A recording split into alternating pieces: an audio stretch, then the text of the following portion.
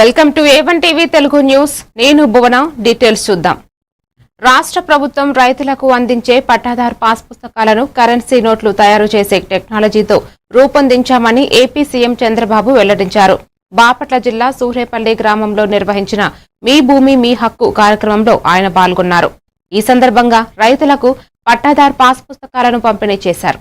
అనంతరం సీఎం మాట్లాడుతూ పట్టాదారు పాస్ పుస్తకాలకు అందుకున్న రైతుల కళ్లల్లో ఆనందం చూసి తన జన్మ ధన్యమైందన్నారు. 2027 మార్చి నాటికి 1,12,00,000 పాస్ పుస్తకాలు అందిస్తామని హామీ ఇచ్చారు. గౌరవనీయులు శ్రీ నారా చంద్రబాబు నాయుడు గారికి రైతు సోదర సోదరి మనులందరి తరపు నుంచి స్వాగతం సుస్వాగతం తెలియజేస్తూ ఆహ్వానాన్ని తెలియజేస్తున్నాం. రైతులందరికీ కూడా గర్వకారణంగా ఈ రోజు ఈ కార్యక్రమాన్ని జరుగుతోంది. మన గౌరవ ముఖ్యమంత్రి వర్యులు గౌరవనీయులు శ్రీ నారా చంద్రబాబు నాయుడు గారికి సాదర స్వాగతం సుస్వాగతం తెలియజేస్తున్నాం.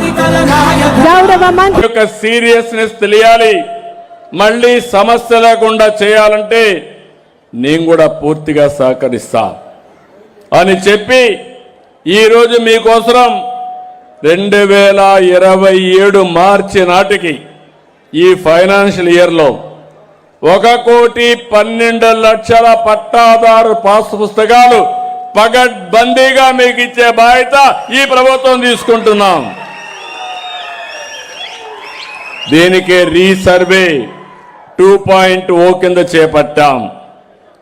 ఇప్పటి వరకు మొత్తం చూస్తే రాష్ట్రంలో ఇవి కాకుండా ఇంకా 80 లక్షలు ఇవ్వాలి. ఆ 80 లక్షలు ఇస్తే మొత్తం 1,12,00,000 అవుతాయి. ఇప్పుడే అధికారి చెప్పాడు మీకు ఇచ్చే. తెలంగాణ రాజకీయాల్లో అనూహ్య పరిణామాలు చోటు చేసుకున్నాయి. కాంగ్రెస్ పార్టీ సీనియర్ నాయకులు మాజీ మంత్రి టి జీవన్ రెడ్డి నివాసానికి బీఆర్ఎస్ వర్కింగ్ ప్రెసిడెంట్ కేటీఆర్ రావడం రాష్ట్ర వ్యాప్తంగా చర్చనీయాంశమైంది. గత కొంతకాలంగా కాంగ్రెస్ నాయకత్వంపై అసంతృప్తితో ఉన్న జీవన్ రెడ్డిని కేటీఆర్ స్వయంగా కలిసి ఆయనను బీఆర్ఎస్ పార్టీలోకి ఆహ్వానించారు. ఈ పర్యటనలో కేటీఆర్ వెంట ఉమ్మడి కరీంనగర్ జిల్లాకు చెందిన కీలక నేతలు, మాజీ మంత్రులు గంగుల కమలాకర్, కొప్పుల ఈశ్వర్ తదితరులు ఉన్నారు. ఈ సందర్భంగా సుమారు గంటకు పైగా సాగిన భేటీలో ప్రస్తుత రాజకీయ పరిస్థితులు, పార్టీ మార్పుపై సుదీర్ఘ చర్చించినట్లు తెలుస్తోంది. ఈ భేటీ అనంతరం జీవన్ రెడ్డి తన నిర్ణయాన్ని ప్రకటించే అవకాశం ఉంది.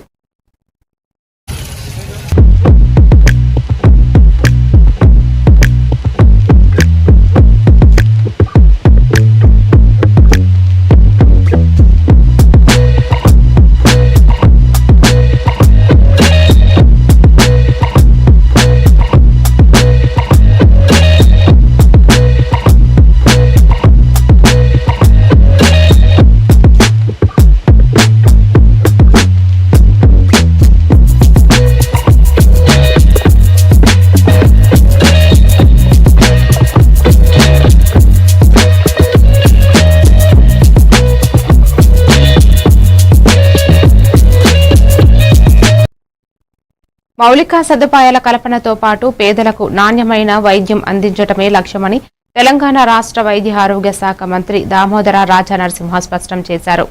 శేరిలింగంపల్లె కొండాపూర్లోని జిల్లా ప్రభుత్వ ఆసుపత్రి ప్రాంగణంలో జరిగిన కార్యక్రమంలో ఆయన మాట్లాడారు. సుమారు 25 కోట్ల వ్యయంతో నిర్మించిన తలపెట్టిన క్రిటికల్ కేర్ యూనిట్ కు ఎమ్మెల్యే అరికపూడి గాంధీతో కలిసి ఆయన శంకుస్థాపన చేశారు. ఈ సందర్భంగా మంత్రి మాట్లాడుతూ ప్రస్తుతమున్న 100 బెడ్లకు అదనంగా మరో 100 చేర్చి దీనిని 200 పడకల ఆసుపత్రిగా తీర్చిదిద్దుతున్నట్లు పేర్కొన్నారు. అవసరమైతే భవిష్యత్తులో మరో 50 నుండి 100 బెడ్లు పెంచే ఆలోచన ఉందని చెప్పారు. ఆసుపత్రిలో దాదాపు 16 విభాగాలను బలోపేతం చేస్తున్నామని, అత్యాధునిక వైద్య పరికరాలను అందుబాటులోకి తెస్తామని హామీ ఇచ్చారు. ఈ ప్రాంతంలోని కూకట్పల్లి, నార్సింగి పరిసర ప్రాంతాల ప్రజలకు ఈ ఆసుపత్రి ఎంతో కీలకం కానున్నదని, రాబోయే ఏడాది కాలంలో 80 నుంచి 85% వైద్య సేవలు ఇక్కడే అందేలా చర్యలు తీసుకుంటామని ఆయన హామీ ఇచ్చారు.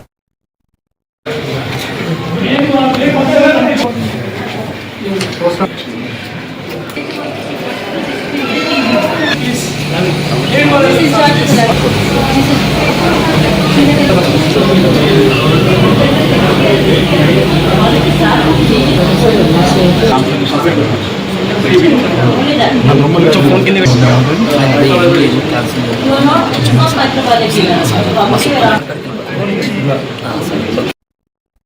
కోనసీమ జిల్లాలో జలజీవన్ మిషన్ కింద తాగునీటి పథకాన్ని ఏపీ ఉప ముఖ్యమంత్రి పవన్ కళ్యాణ్, జిల్లా ఇన్ఛార్జ్ మంత్రి అచ్చెన్నాయుడు ప్రారంభించారు.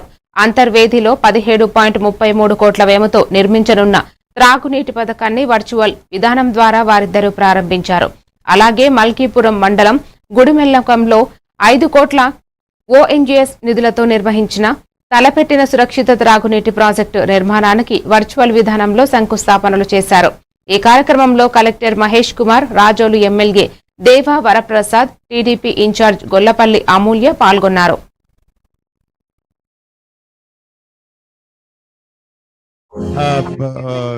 ఆర్డబ్ల్యూఎస్ డిపార్ట్మెంట్ వారు ప్లే చేయాలని చెప్పి కోరుతాం.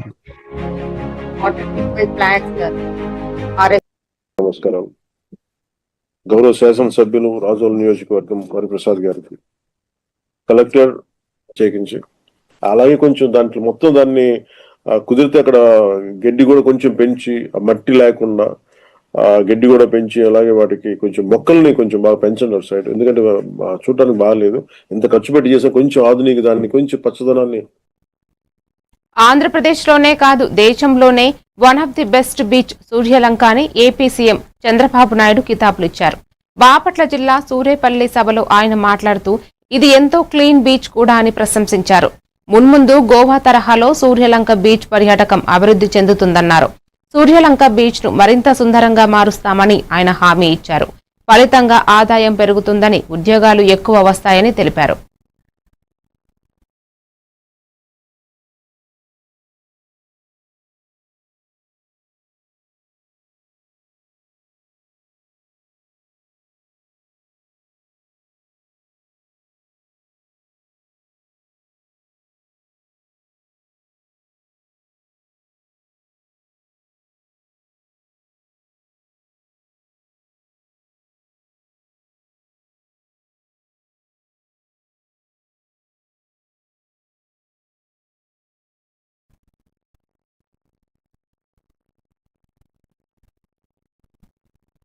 సమాజంలో ఎయిడ్స్ నివారణపై విస్తృత అవగాహన కల్పించేందుకు రాష్ట్ర వ్యాప్తంగా ర్యాలీలు, మానవాహారాలు, మెడికల్ క్యాంప్స్ నిర్వహిస్తున్నామని తెలంగాణ ఆరోగ్య శాఖ మంత్రి దామోదర్ రాజనరసింహ వ్యాఖ్యానించారు.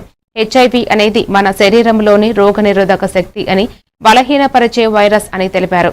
చికిత్స తీసుకోకుండా ఉంటే అది ఎయిడ్స్ గా మారుతుందని పేర్కొన్నారు. ఈ కార్యక్రమంలో శేరిలింగంపల్లి ఎమ్మెల్యే అరకేపూడి గాంధీ తదితరులు పాల్గొన్నారు.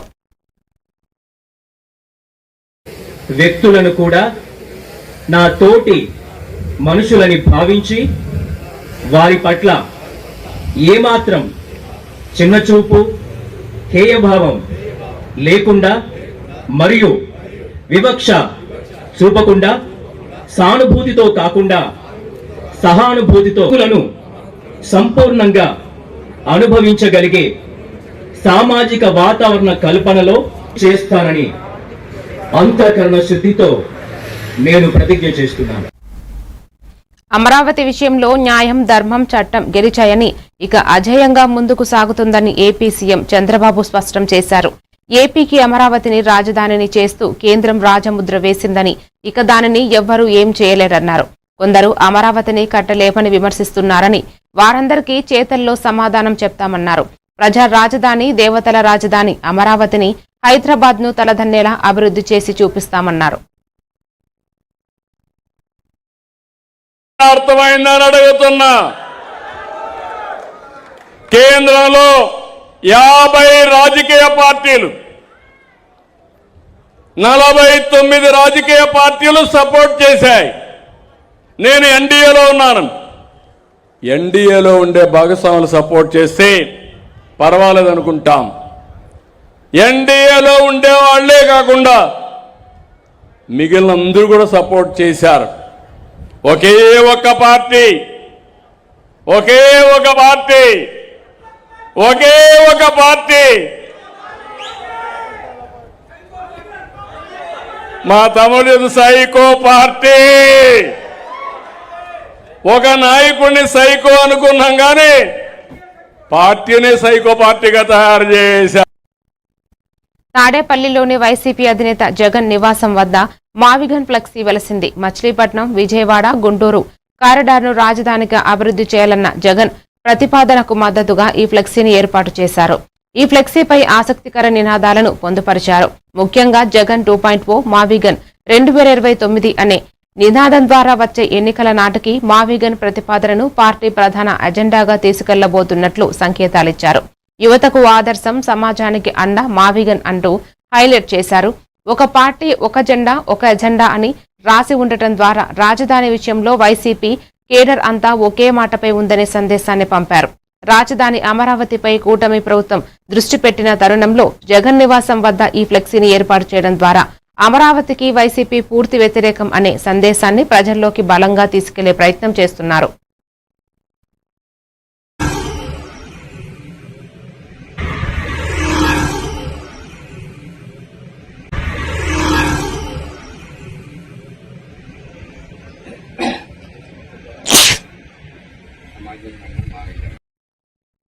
రాష్ట్ర మంత్రి పొంగులేటి శ్రీనివాసరెడ్డి టార్గెట్ గా మాజీ మంత్రి బీఆర్ఎస్ ఎమ్మెల్యే హరీష్ రావు తీవ్ర స్థాయిలో విరుచుకుపడ్డారు. ఆయన మీడియాతో మాట్లాడుతూ పొంగులేటి రాష్ట్రానికి మంత్రిలా కాకుండా రాఘవ కన్స్ట్రక్షన్స్ అధినేతలా మాట్లాడుతున్నారని ఎద్దేవా చేశారు.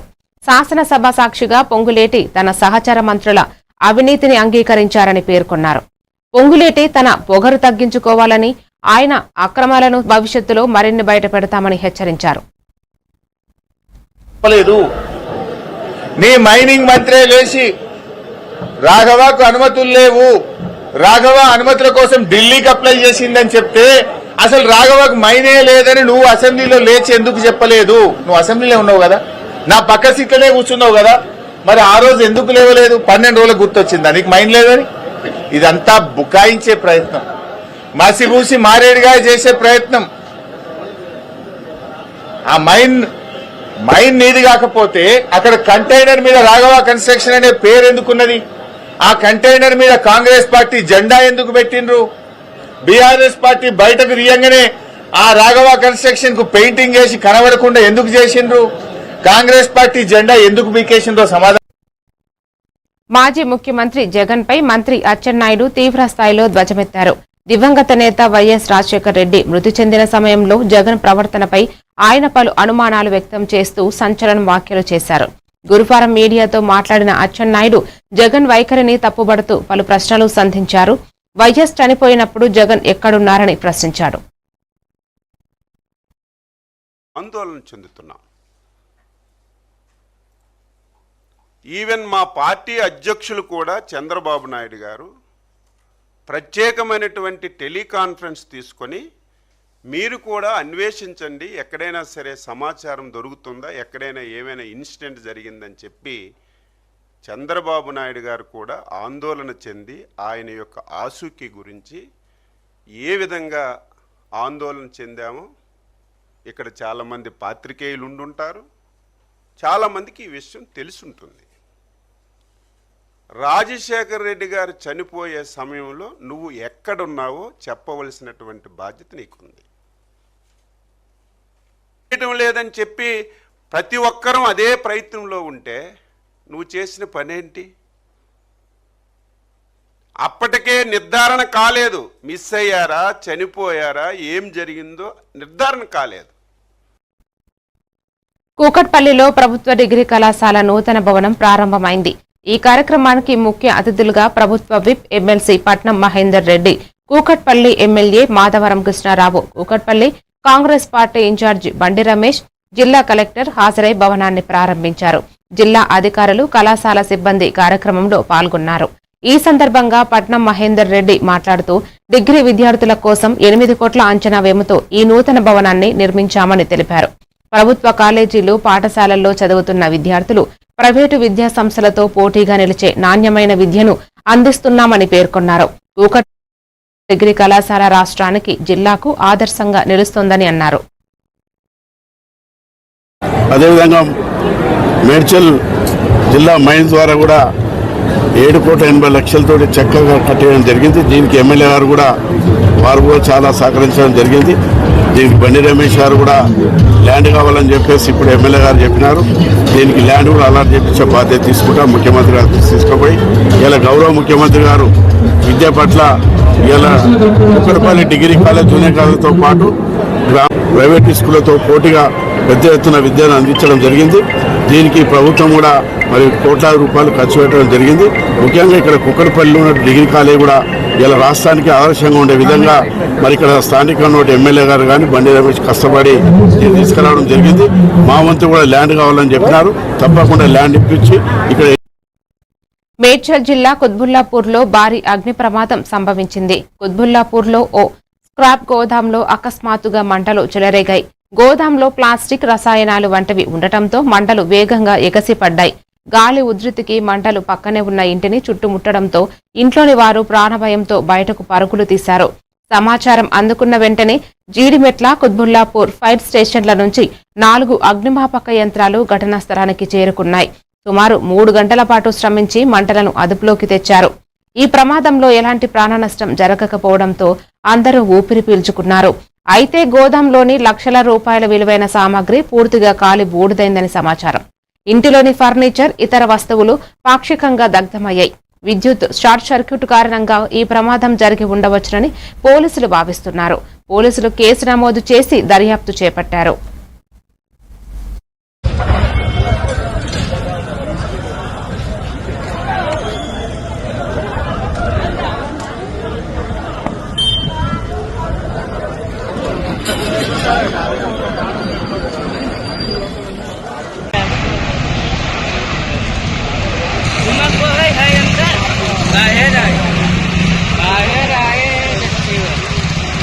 గ్యాస్ లీక్ అయింది.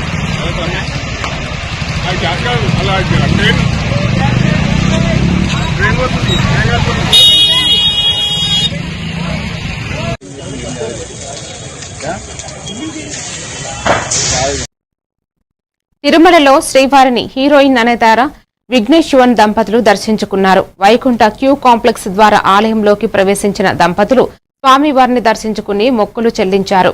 అనంతరం రంగనాయకుల మండపంలో పండితులు వారికి ఆశీర్వచనం చేశారు. నయనతార, విఘ్నేష్ శివన్ దంపతులకు స్వామివారు తీర్థ ప్రసాదాలు అందజేశారు.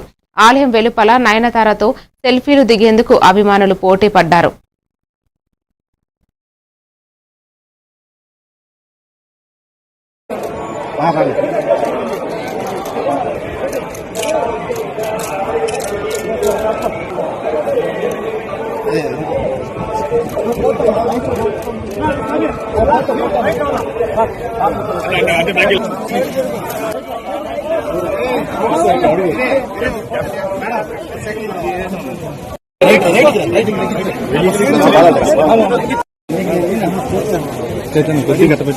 ఓకేనా?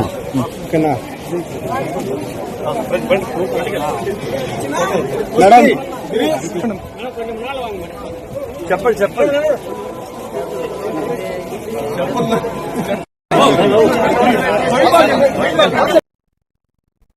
అస్సాం, కేరళతో పాటు పుదుచ్చేరిలో అసెంబ్లీ ఎన్నికల పోలింగ్ ప్రశాంతంగా సాగింది. చెదురుముదురు ఘటనలో మినహా ఓటర్లు ప్రశాంతంగా తమ ఓటు హక్కును వినియోగించుకున్నారు. అస్సాంలోని 126, కేరళలో 140, పుదుచ్చేరిలో 30 నియోజకవర్గాల్లో పోలింగ్ జరిగింది. కేరళ ముఖ్యమంత్రి పినరాయి విజయన్ కన్నూర్లో Pinarayi RC Amala basic upper primary స్కూల్లో తన ఓటు హక్కును వినియోగించుకున్నారు. పట్టణ, గ్రామీణ ప్రాంతంలోని పోలింగ్ కేంద్రాల వద్ద ఓటర్లు పెద్ద సంఖ్యలో బారులు తీరారు.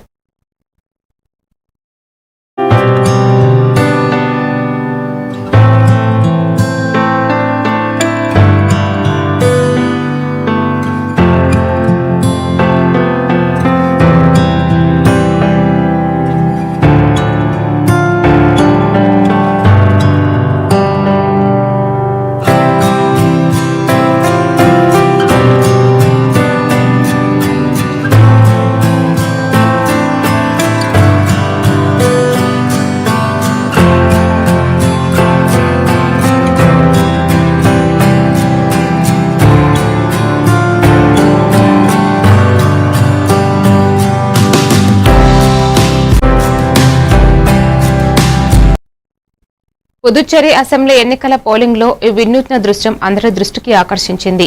ఓ పోలింగ్ కేంద్రంలో నీలా అనే హ్యూమనాయిడ్ రోబో సాంప్రదాయ చీరకట్టులో ఓటర్లకు స్వాగతం పలుకుతూ ప్రత్యేక ఆకర్షణగా నిలిచింది. ప్రజాస్వామ్య పండుగకు సాంకేతికతను జోడించి ఎన్నికల సంఘం చేసిన ఈ ప్రయోగంపై సర్వత్రా ప్రశంసలు వెల్లువెత్తుతున్నాయి. పోలింగ్ ప్రారంభమైనప్పటి నుంచి ఈ మోడల్ పోలింగ్ కేంద్రం వద్ద సందడి వాతావరణం నెలకొంది. కేంద్రానికి వచ్చే ఓటర్లకు నీలా రోబో చేతులు జోడించి నమస్కరిస్తోంది. ఓటు వేయడానికి వచ్చినందుకు ధన్యవాదాలు, మీ ఓటు హక్కును వినియోగించుకోండి అంటూ సందేశం ఇస్తూ వారిలో ఉత్సాహాన్ని నింపుతోంది. ఈ అనూహ్య పరిణామానికి ఓటర్లు, ముఖ్యంగా యువత ఆశ్చర్యపోయారు. చాలా మంది నీలా రోబోతో సెల్ఫీలు దిగేందుకు ఆసక్తి చూపారు.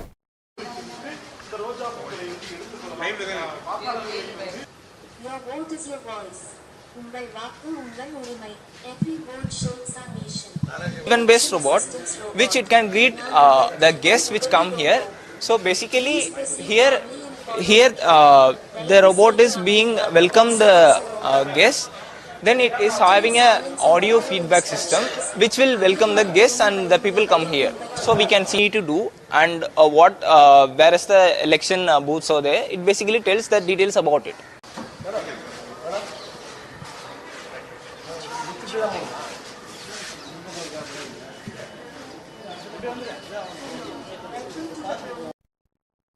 పశ్చిమ బెంగాల్ అభివృద్ధి చెందాలంటే రాష్ట్రంలో డబుల్ ఇంజన్ సర్కార్ రావడం అత్యంత అవసరమని ప్రధాని మోదీ అన్నారు.